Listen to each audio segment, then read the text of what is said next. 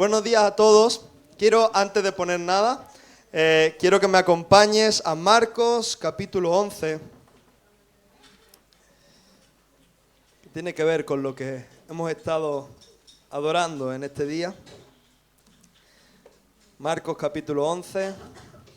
Muy bien. ¿Estamos? ¿Lo tenemos? Dice el versículo 1, dice: cuando se acercaban a Jerusalén, junto a Betfagé y a Betania, frente al monte de los olivos, Jesús envió 2 de sus discípulos y les dijo: id a la aldea que está enfrente de vosotros, y luego que entréis en ella hallaréis un pollino atado, es como una especie de burrito, ¿no?, en el cual ningún hombre ha montado. Desatadlo y traedlo. Y si alguien os dijere: ¿por qué hacéis eso?, decid que el Señor lo necesita y que luego lo devolverá. Fueron y hallaron el pollino atado afuera de la puerta, en el recodo del camino, y lo desataron. Y uno de los que estaba allí les dijeron: ¿qué hacéis desatando el pollino? Ellos entonces les dijeron como Jesús había mandado, y los dejaron. Y trajeron el pollino a Jesús y echaron sobre él sus mantos, y se sentó sobre él. Fíjate lo que pasa. También muchos tendían sus mantos por el camino, y otros cortaban ramas de los árboles y las tendían por el camino. Y los que iban delante y los que venían detrás daban voces diciendo: Hosana, bendito el que viene en el nombre del Señor. Bendito el reino de nuestro padre David que viene. Hosana en las alturas. Y entró Jesús en Jerusalén y en el templo, y habiendo mirado alrededor todas las cosas, como ya anochecía, se fue a Betania con los 12. Qué tremendo pasaje. Yo siempre que lo leo me emociono. Lo hemos leído en el libro de Marcos, pero también lo tenemos en el libro de Juan, en el de Mateo. Se relata esta entrada triunfal pues con distintas perspectivas, con distintos matices, pero en todo se ve una adoración tremenda acerca de Jesús. Se ve cómo le hacen esa entrada triunfal, ¿no?, digna de los héroes de guerra, ¿no?, de cuando venía alguien triunfante de alguna gran hazaña y venía y todo el pueblo celebraba la entrada del rey, ¿no? Y hemos estado cantando Hosana, hemos estado cantando Te exalto, y yo quería ceñirme a este pasaje. Y quiero preguntarte, una pregunta genérica, no hace falta que me respondas qué es lo que te pasa a ti, pero quiero que pensemos un poco, ¿qué es lo mejor, lo máximo que le puede pasar en la vida a un ser humano? Lo mejor. Conocer a Jesús, conocer a Cristo, lo mejor, lo máximo. Los demás, que están de acuerdo o que tienen... Sonó el grillito, ¿no?, participando, ¿no? Conocer a Jesús, tener una relación con Jesús. Y yo quiero hoy hablar de algo que el Señor ponía en mi corazón, y va a ser muy corto, así que te pido que pongas mucha atención, porque esta palabra ha desafiado mi vida muchísimo y me está ayudando a poder caminar en la manera correcta, por favor. El peligro de las expectativas. ¿Sabes qué? He preguntado qué es lo mejor que le puede pasar a un ser humano, y 2 me han dicho, y los demás se supone que están de acuerdo, que es conocer a Jesús. Pues sabes que aún lo mejor que te pueda pasar en la vida, con las expectativas erróneas, te pueden hacer crucificar lo bueno que has recibido. Voy a repetirlo. Aún lo mejor que puedas recibir en tu vida, si tienes las expectativas equivocadas, te pueden hacer crucificar lo bueno que hay para ti. Y esta verdad la vamos a ver en Marcos capítulo 15. Si leemos en Juan capítulo 12 la entrada triunfal, Juan, tú sabes, es mucho más amoroso, más dinámico, ¿no? Y él habla de cómo la gente se volvía loca, tirando los palmitos y dándole la entrada, ¿no? Pero había una efusividad, una exaltación al Señor. Sin embargo, si nos vamos a Marcos, el capítulo 15... Vamos a leer desde el versículo 6 en adelante. Marcos, capítulo 15, del 6 en adelante. Dice: ahora bien, en el día de la fiesta le soltaba a la multitud que estaba allí congregada, ¿no?, un preso, cualquiera que pidiese. Y habría uno que se llamaba Barrabás, preso con sus compañeros de motín, que habían cometido homicidio, se habían cargado a uno, en una revuelta. Y vinieron la multitud, comenzó a pedir que hiciese como siempre les había hecho.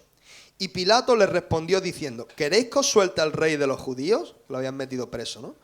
porque conocía que por envidia le habían entregado los principales sacerdotes. Mas los principales sacerdotes incitaron a la multitud para que les soltase más bien a Barrabás. Respondiendo Pilato les dijo otra vez: ¿qué pues queréis que haga con el que llamáis rey de los judíos? Y ellos volvieron a dar voces diciendo: Hosana. Ah, ¿no? Ahora habían cambiado la palabra, ¿no? Crucifícale. Pilato les decía: pues qué mal ha hecho. Pero ellos gritaban aún más: crucifícale. Y Pilato, queriendo satisfacer al pueblo, le soltó a Barrabás y entregó a Jesús, después de azotarle, para que fuese crucificado. Aquí me voy a meter ahora en un dilema con las palabras, que si esto significa una cosa, etimología, estas cosas raras que hay. Yo si quieres luego te paso los términos concretos, pero no me quiero centrar en esto. Yo quiero que podamos hoy reflexionar acerca del peligro o lo peligrosas que son las expectativas cuando están mal fundamentadas. ¿Sabéis por qué pasó esta semejante desgracia o esta situación lamentable con el pueblo de Israel hacia Jesús? Porque a lo largo de todo el Antiguo Testamento se estaba profetizando que iba a venir un Mesías que iba a instaurar un nuevo reino, ¿verdad? En todo el Antiguo Testamento se habla del Mesías prometido, alguien que va a venir a traer salvación, alguien que va a venir a traer el reino, un reino eterno, ¿no? Entonces, claro, ellos, si nosotros miramos desde el último libro del Antiguo Testamento hasta el primer libro del Nuevo, ahí pasan unos 400 años de un texto a otro, donde no hay nada.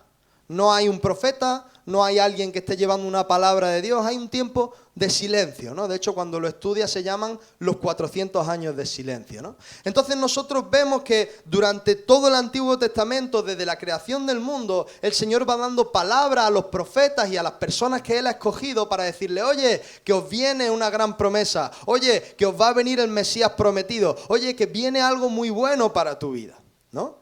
Y ellos durante años y años, generación tras generación, estuvieron esperando ese Mesías prometido. Cuando nace el Señor de una manera milagrosa, ¿no? Todos sabemos que nace de una virgen, que nace en Belén y todas estas cosas que se habían profetizado. El pueblo judío está esperando un Mesías, está esperando un héroe de guerra, está esperando un triunfador. Y de repente ese Mesías venía naciendo en un pesebre. Venían a alguien que causara la destrucción al imperio romano, que estaba oprimiendo a los judíos, que lo estaba obligando a pagar impuestos altísimos y no le estaba dando libertad para ellos poder hacer su culto y sus creencias. Y lo que tenían era alguien que decía, bueno, darle al César lo que es del César, ¿no? Cumplía las leyes, era humilde, era amoroso. Entonces había algo a ellos que no les cuadraba en la cabeza. Pero yo pregunto, ¿la promesa de ese Mesías la estaban recibiendo o no? Sí. Sí estaba. El Mesías estaba ahí. ¿El reino que venía a instaurar el reino eterno había llegado? Sí. Dice, por tanto, el reino de los cielos se ha acercado. Entonces, ¿dónde estaba el problema? El problema estaba en que todo eso que estaba pasando no coincidía con lo que ellos habían pensado que tenía que pasar. Nadie les había prometido que iba a venir alguien a revolucionar el sistema político de la época. Nadie había dicho que iban a derrocar el imperio romano. Solo le había dicho que iba a venir un Mesías. Pero ellos, al igual que nosotros, empezaron a carburar, ¿no? Empezaron a darle vueltas a la cabeza y se imaginaron toda una película de Hollywood de alguien que entraba y lanzaba llamas para todos lados y todas estas cosas, ¿no? ¿Y sabes qué pasa? Que ellos estaban recibiendo la promesa, pero como esa promesa no iba acorde a lo que ellos se habían imaginado, eso los hacía decepcionar, eso los hacía frustrarse y eso los llevó a tal extremo de querer crucificar aquella promesa que habían recibido. Y es muy fuerte. Nosotros creo que no hemos mandado a crucificar a nadie, pero nosotros muchas veces con nuestras malas expectativas condenamos aquello que el Señor nos está trayendo de bendición. Y yo lo que quiero desafiarte en esta mañana es a que tú puedas revisar tus expectativas, puedas revisar en dónde está basado tu esperanza, tu expectativa, ¿no? Y que podamos analizar si no estamos equivocados para poder limpiarlo antes que sea demasiado tarde. ¿Amén?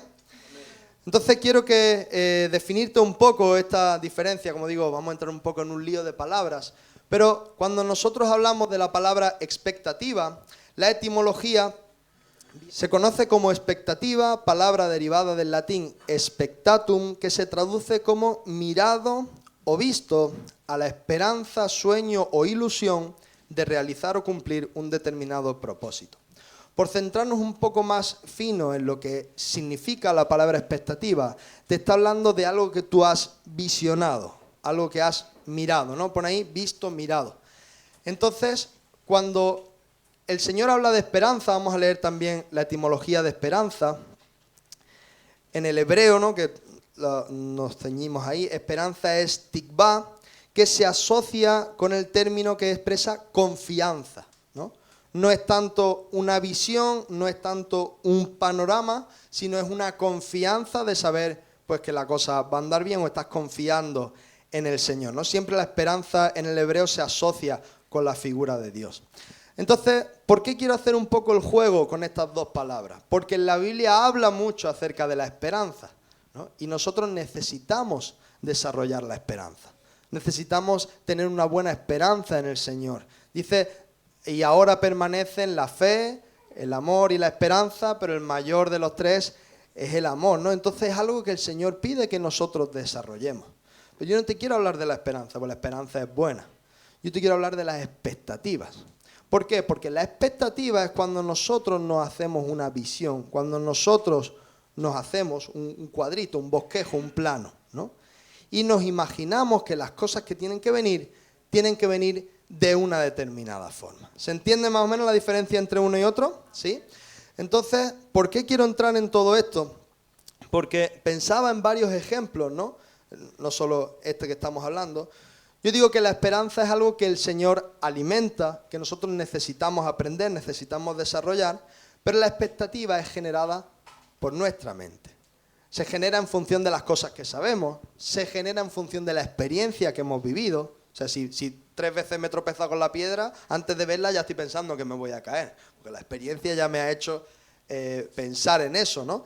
Entonces es algo que nosotros vamos pensando y vamos expectando, ¿no? Vamos poniendo. Hace poco escuché un ejemplo, no es mío, pero me gustó, de un hombre que dice que se quedaba náufrago en una isla desierta, ¿no? Entonces él de repente, bueno, pues se despierta, estaba inconsciente, no sé cómo es la película, pero se despierta y está en una isla desierta, no hay nadie alrededor, no le puede pedir ayuda a nadie, ¿no? Y entonces dice, bueno, ¿y Dios? ¿Por qué he acabado aquí? ¿Y ahora qué hago? Y tal. Y antes de quedarse en la frustración, en la depresión, bueno, pues cogió todas sus fuerzas, empezó a coger ramitas, empezó a hacerse una cabaña, ¿verdad? Y se construyó una casita por lo menos para poder dormir dentro, ¿no? Y ya después de tanto esfuerzo, cuando consigue terminar su casita, cuando consigue dejar más o menos la estructura cerrada, la primera noche conforme se mete dentro, cae un rayo y quema la casa entera. Entonces ya ese hombre no tenía tantas ganas, ¿no? Señor, ¿por qué? ¡Qué injusticia!, ¿no? Después de todo lo que me ha costado, me has soltado aquí en medio y ahora que ya llevo tiempo aquí sin comer, que llevo tiempo aquí esforzándome por tener un sitio donde dormir y ahora tú mandas un rayo y me la quemas, ¿no? Y ya con ese cabreo dice que él se duerme, ¿no? Y al día siguiente empieza a escuchar unas bocinas, ¿no? Y hay unas bocinas de lejos, ¿eso qué? Y veía un barco y empezó, aquí, ¿no?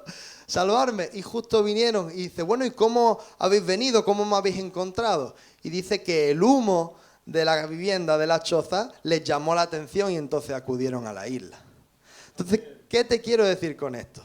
Que muchas veces no vamos a entender cómo Dios hace las cosas, pero sí podemos tener la confianza, no la expectativa, cuidado. Podemos tener la confianza de que Dios siempre obra a nuestro favor. ¿Y por qué podemos tener esa confianza? Porque hay promesas en la Biblia. Y yo te digo algo, estoy tratando de mejorar, pero si yo te prometo algo, no te lo creas mucho. Porque puede que sí, puede que no, depende cómo vaya el día. Pero si el Señor promete algo, el Señor no falla nunca. Nunca. Entonces, Él ha prometido que sus planes para nosotros son de bien y no de calamidad. Él ha prometido que su voluntad para nosotros es buena, agradable y perfecta. Entonces, en esas cosas sí podemos tener confianza. En esas cosas sí podemos aferrar nuestra esperanza. Ahora, si nosotros pensamos que la buena voluntad de Dios es que yo tenga un chalet en el Limonar, a lo mejor me voy a equivocar. ¿Y sabes cuál es el problema? Que la mayoría, si no todas, las decepciones del cristiano con Dios van en función de expectativas equivocadas. Cuando nosotros pensamos que Dios va a hacer algo de una manera y no lo hace como nos lo hemos imaginado, entonces nos enfadamos, entonces nos frustramos, entonces nos decepcionamos y ya no queremos saber nada de Dios. Y Dios muchas veces está diciendo, pero ¿por qué yo tengo que hacer las cosas como tú quieras? ¿No? Debería ser al revés. Entonces, lo que yo quiero hablar hoy con todo esto es que podamos revisar dónde nosotros tenemos puesta nuestra esperanza, que la vamos a asociar con confianza, y dónde tenemos puestas nuestras expectativas, ¿no? ¿Por qué? Porque a lo largo de nuestro caminar nosotros nos vamos aferrando, voluntaria o involuntariamente, pero nos vamos aferrando a personas, nos vamos aferrando a cosas materiales, nos aferramos quizás a proyectos, a cosas que nos ilusionan, ¿no? Y uno se va agarrando a cosas que queremos. Pero ¿qué pasa cuando ese castillo al que te has agarrado se desmorona? Que uno se desmorona con él. Entonces yo en este último tiempo he estado analizando, ¿no?, cómo va mi caminar. Porque tengo que reconocer que muchas veces voy como bastante frustrado, voy bastante arrastrando la cabeza, ¿no? Y tú dices, alguno me decía el otro día, ¿qué te pasa? Te veo como cabizbajo, ¿no? Y bueno, sí, hay muchas cosas tal cual, pero Dios está conmigo, vamos para adelante, ¿no? Siempre Él saca fuerza de donde no las hay. Pero yo digo, ¿por qué estas cosas pasan? ¿Por qué si el Señor está? ¿Por qué si uno tiene una relación con el Señor muchas veces entramos en esta dinámica de que parece que todo va mal, de que parece que las cosas no funcionan, de que... Y ahí es donde me llegó este mensaje. ¿Qué es lo que tú estabas esperando que sucediera? ¿Porque el Señor ha seguido siendo fiel? Sí, yo no puedo decir que no.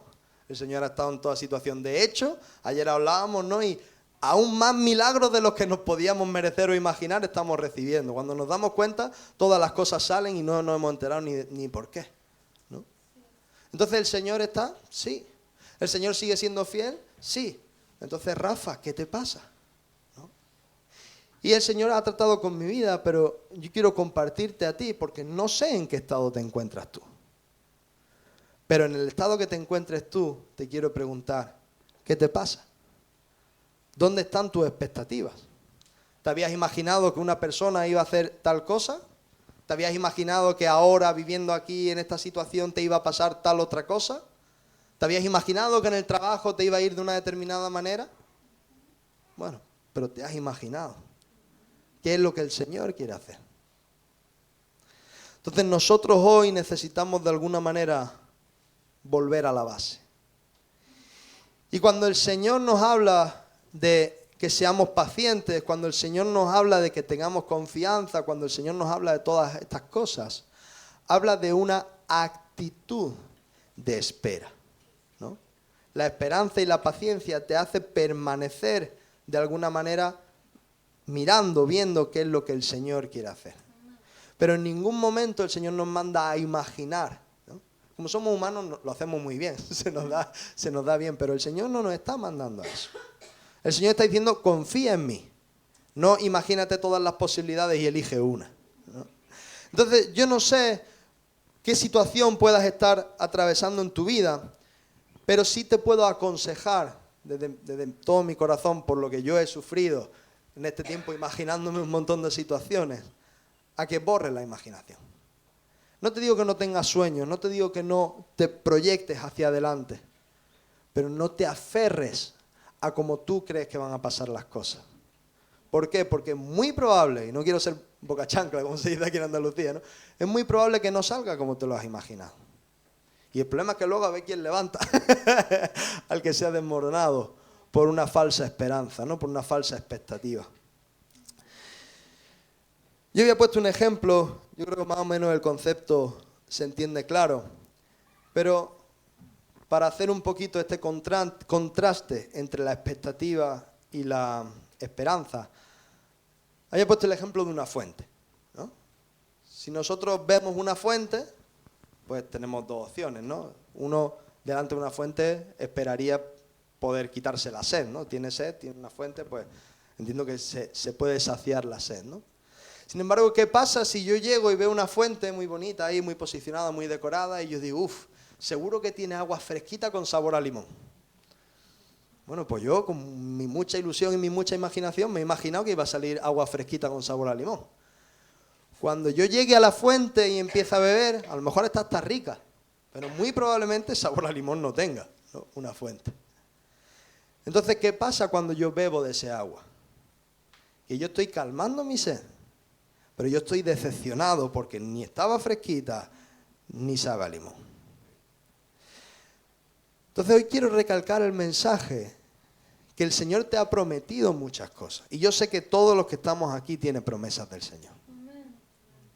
¿Alguien que no tenga, que quiera levantar la mano? Yo recibo, ¿no? Tú metes más a la cuenta, ¿no? Tenemos promesas del Señor. Pero muchas veces nuestras carencias en el caminar está cuando nos imaginamos cómo se van a ejecutar esas promesas. Y yo, enfrentando mal ese cómo, he sufrido. Entonces lo que quiero aconsejarte hoy es a que no pases los mismos errores que yo. A que puedas desarrollar tu confianza en el Señor y a que puedas tirar a la basura tus expectativas. Porque si son buenas se darán, pero si son malas te van a afectar, te van a dañar. Fíjate, hemos dicho que es lo mejor que una persona pueda recibir y habéis dicho conocer al Señor. Pues esos mismos que tenían al Señor delante, lo crucificaron. Entonces, ¿cuántas cosas buenas no tendrá el Señor para ti y para mí? Que por tener una expectativa equivocada podemos tirar al garete. ¿Cuántas cosas buenas el Señor habrá puesto a tu disposición?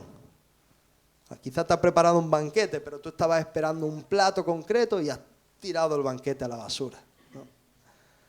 ¿Cuántas cosas buenas del Señor no nos estaremos perdiendo por pensar de la manera equivocada? Es por eso que cuando el apóstol Pablo le escribe la carta a los romanos, dice que la buena voluntad de Dios es agradable y perfecta. Pero ¿qué es lo que dice antes? Por tanto, transformaos por medio de la renovación de vuestro entendimiento. ¿Por qué? Porque el apóstol Pablo sabe que la voluntad de Dios es buena, es agradable y perfecta. Pero también sabe que si los romanos no son capaces de razonar de la manera correcta, se van a perder esa voluntad de Dios. Entonces lo que yo quiero invitarte hoy, y como dije era corto, te puedes poner si quieres en pie, podemos orar. A lo que yo quiero invitarte hoy es a transformar el entendimiento. Es a decirle, Señor, aquí estoy. Podemos ser culpables o no culpables de haber generado expectativas, pero no es lo importante.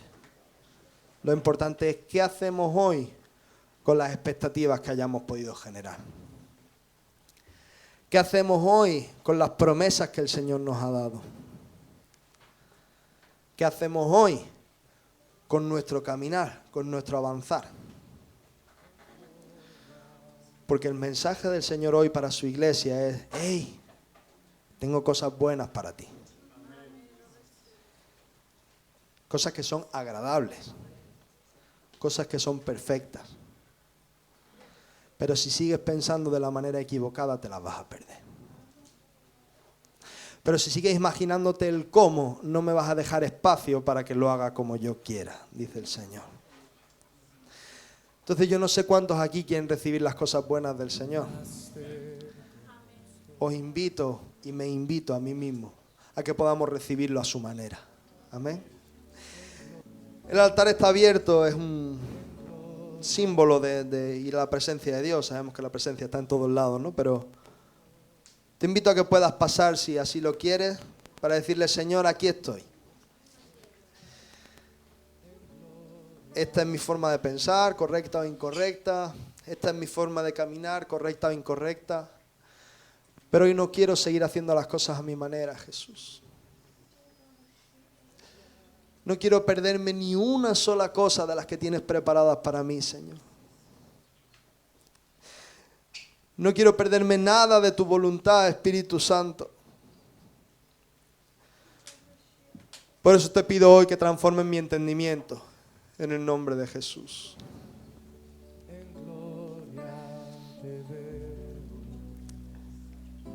Solo contigo podemos llegar, Espíritu Santo de Dios. Por eso lo que hoy pedimos en tu presencia, Señor, es que nos ayudes, Señor, a desarrollar esperanza, Jesús. Que nuestra confianza en ti, Señor, sea más grande, sea más fuerte, Jesús. Pero no nos permita, Señor, quedar presos dentro de las expectativas equivocadas, Jesús. No nos permitas limitar tu mover, Señor. Cuando pensamos que las cosas son A, B o C y quizás tú quieres hacer R, Jesús. No nos dejes, Señor, darle más vueltas a nuestra cabeza de lo que se la damos a tu palabra, Señor. Y sobre todo, Señor, límpianos, Jesús.